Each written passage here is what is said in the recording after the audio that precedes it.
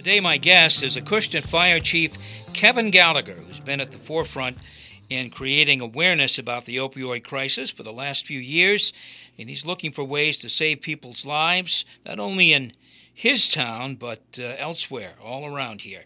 Chief Gallagher, welcome. Thank you, Jim. It's a pleasure to be here. A couple of years ago, you started placing small purple flags on the lawn outside the fire station in Acushnet, Main Road Fire Station, I Correct. believe. And each of those flags represented an overdose case in Acushnet. Those flags are still out there today, aren't they? They are. We have 18 flags presently displayed along Main Street. As you said, each one represents an opioid overdose that our department has responded to. And we did that with the simple goal of raising awareness and getting the community to talk. The crisis that is rampant across the country isn't just focused in West Virginia or Ohio or even the city of New Bedford. It is across the country in every community. And we were noticing an increase in the number of overdoses that we were called to.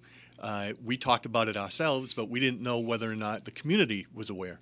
So to be honest, we stole the idea from Cape Cod. There is a group on the Cape that on Father's Day takes purple flags and puts them in the rotaries of the Cape, representing every death on Cape Cod the year before. We liked that idea. We were able to purchase the flags and decided to do it slowly so that as the year progressed, folks would see, first 1 and 2, and then here we are in 18 in the fall of 2017. What we found as a region, I think, is that people were overdosing on pain-killing drugs, and when they couldn't get those anymore, they switched to heroin because it was cheaper. Correct. And now the fear is that people are switching to fentanyl, which is a very deadly drug and apparently has been doctored up to be even more high-powered than some of the heroin that's on the street.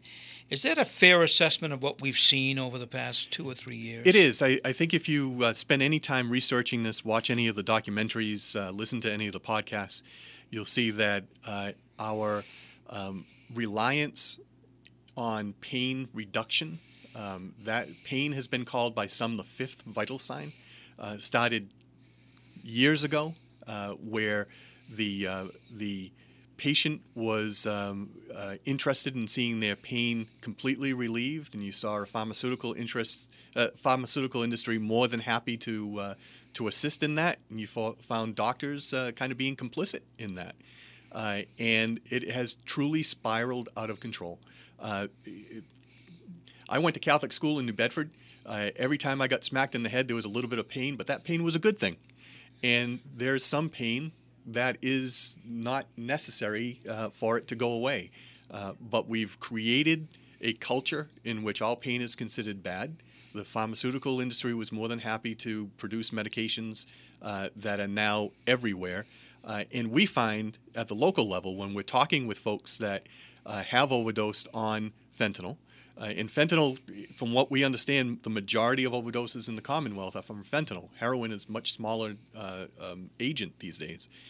They'll tell us that their addiction began with pain pills. It's the skiing accident. It's the trip and fall, the carpal tunnel syndrome. And I spoke with a woman who did overdose in Acushnet, and she was working at a factory in the city, developed carpal tunnel. It was painful.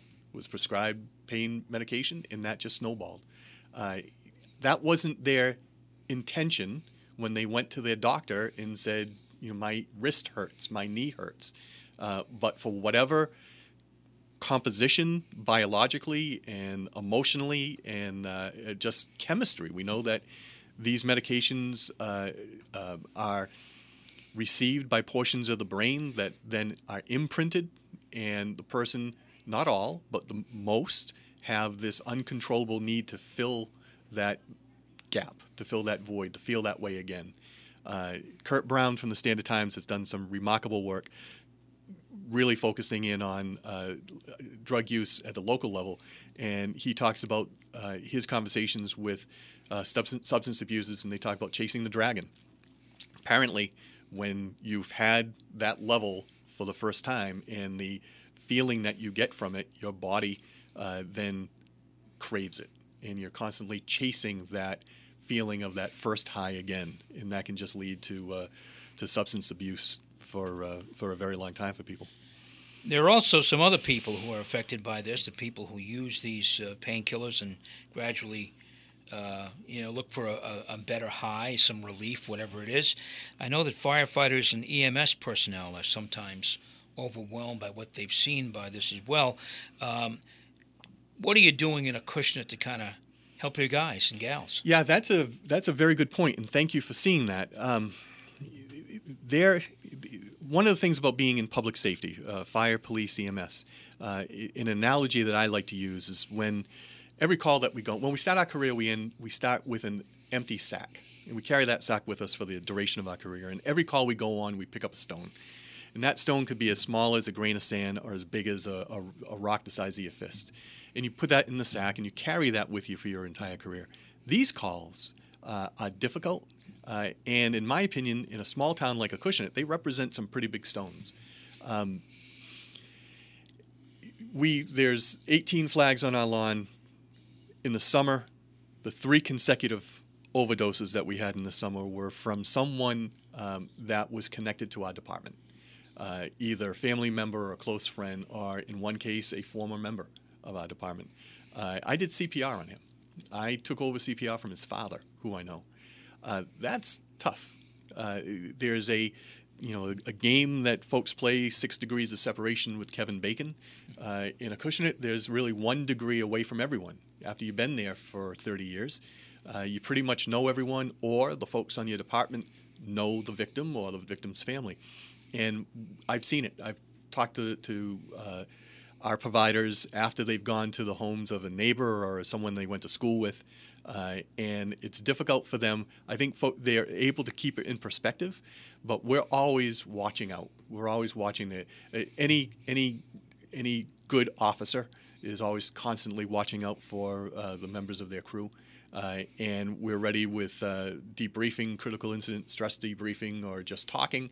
I find that helps.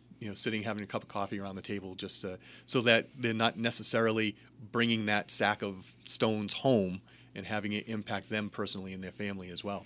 But it's truly been a burden, and if you play it out statewide, we've had 18 opioid overdoses in Acushnet. How many has New Bedford had? And then even go bigger than that with Boston and other places. So it is an issue for our first responders, for their mental health, and one that we guard very closely. You're listening to Townsquare Sunday. Fire Chief Kevin Gallagher from the town of Acushnet is my guest. I'm Jim Phillips. And we are talking about the opioid crisis in Acushnet and beyond. You made reference to this, but I'm reading that nationally heroin overdose deaths are down. Fentanyl-related deaths are up. When did that measurement start to change? Yeah, a couple of years ago. Fentanyl is synthetic heroin. Let's call it for what it is. It is a man-made substance. I'm told it comes in from China. There is a network of folks who are making an awful lot of money poisoning our kids with something that is 50 to 100 times more powerful than morphine. And we don't get the toxicology reports back from the medical examiner or whomever to let us know what the specific agent was that caused the overdose. But when we're using 2 to 3 times as much Narcan as we used to reverse the effects of an overdose, then that the agent was that much more powerful. So we can kind of draw our own conclusion. 2 milliliters of Narcan in the past would reverse an overdose. Now we're up to 2, 4, 6 in some cases, which is a considerable amount. So we walk away from there thinking that it wasn't just necessarily heroin. It was probably laced with fentanyl or straight up fentanyl. In New Bedford, teams of people visit homes where overdoses have occurred. Overdose response groups, I guess, for lack of, I'm not sure that's the right name, but that's what they do. And they offer help. They offer counseling. They offer some sort of help, treatment, whatever they can offer, even if it's just someone to listen. Right. Someone to listen about a situation. Is that being done in Acushnet? It is. We started a program a few years ago called Acushnet Cares. And the premise of it is oftentimes when we reverse the effects of an overdose, and this is an ugly thing to see. The person who has overdosed is usually found by a family member. They're barely breathing. Agonal respirations, which is those just before someone dies from respiratory arrest, and we're able to give Narcan and reverse the effects of that. We then transport those folks to the hospital. And we found that in the back of the ambulance, the person is emotional often, contrite, upset by what they've done to themselves and their family. And some of our EMTs were taking that opportunity to speak with them, find out the reasons behind, offer encouragement.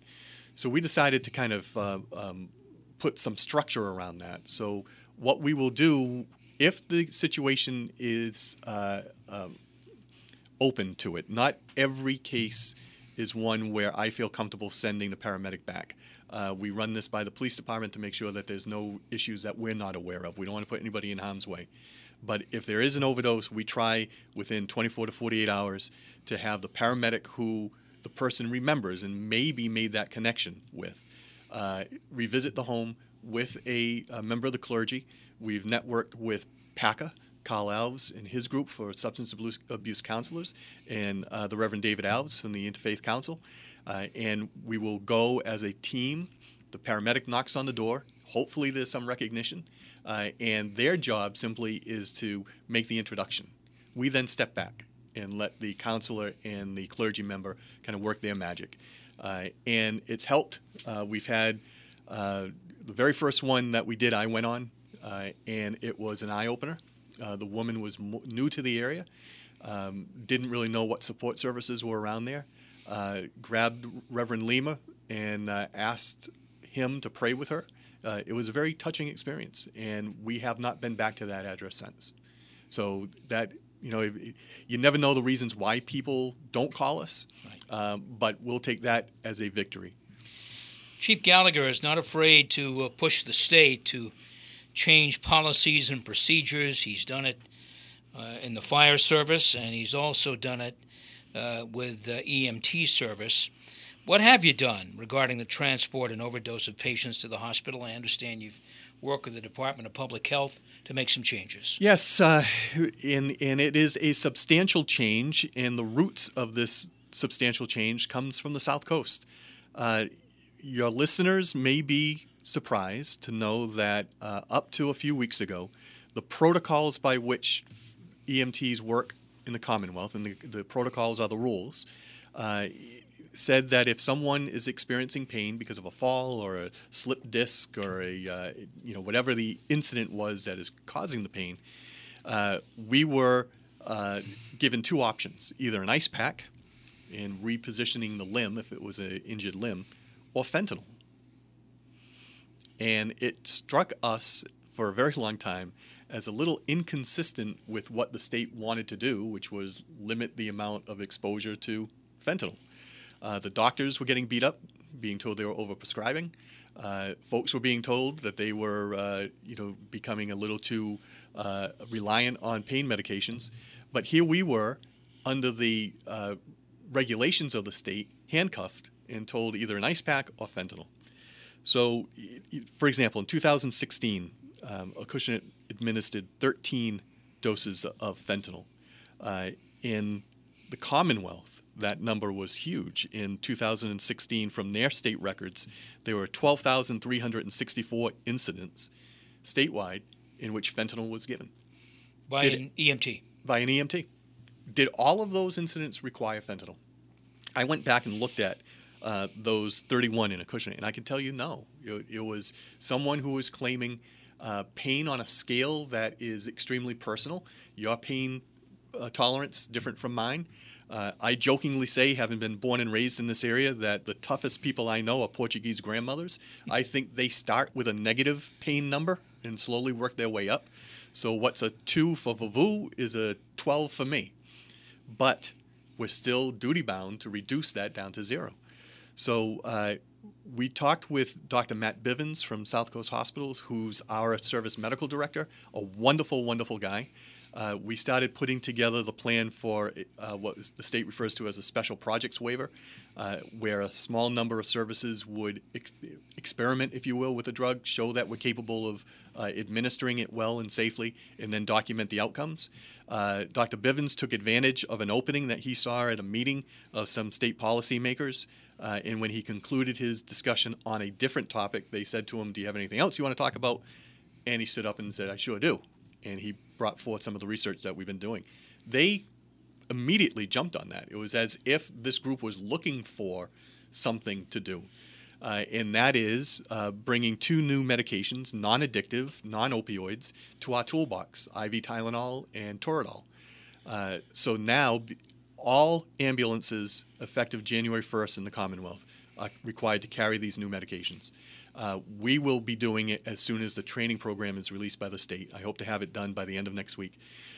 And that will then allow our paramedics to use their skills and their knowledge. There's still going to be a place for fentanyl, for an opioid, in pain management. The fractured femur, the person has just busted up and in so much pain. We will consider using the fentanyl on them. But those other instances of pain, we now have 2 other means by which we can address it. The goal is, if we use IV Tylenol pre-hospital, the patient's getting relief. When we bring the patient to the hospital, they continue using that. And when they leave the hospital, they have a prescription for Tylenol. Versus us administering fentanyl, an addictive opioid, going to the hospital and probably having that continue, and then the person leaves with a prescription for OxyContin. So it was one of these instances, Jim, and there's many that I know you as a student of policy know. It scratches your head when you look at task forces that are made up of, you know, the presidents of Ivy League schools and the CEOs of insurance companies, and they're looking at this issue from one perspective. And here we were, a group of firefighters and paramedics sitting around saying it makes no sense in the middle of an opioid crisis for us to be giving people an opioid. And it's going to be state policy. State policy effective January 1st. There you go.